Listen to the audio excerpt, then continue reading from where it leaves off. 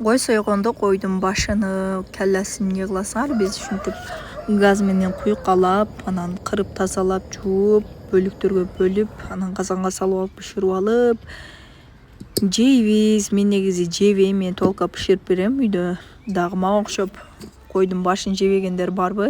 Менин оюмча көпчүлүк эле кыздар койдун башын жебесе керек. Анан кийин сториске салсам, мына койдун тиштерине да алып күйүп, анан бышырып жейт дейт. Билбейм, биринчи жолу угушум. Биз дайыма эле тиштерин күйбөй эле ушул боюнча эле тазалап, жууп, анан бышырып жей беребиз.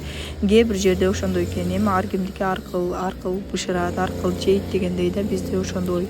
Казанга салып 3-4 саатка жай отто кайнатып бышырып бердим үйдөгүлөргө. Анан бир күнү үйдө эки айнемелердин, тооктордун эки күйөөсү бар болчу. Экөө батышпай эле катын талашып чарчатып, анан бирөөсүнү союп, ошол этинен бир аз духовкага картошка менен бышырдым, калганын шорба кылдым.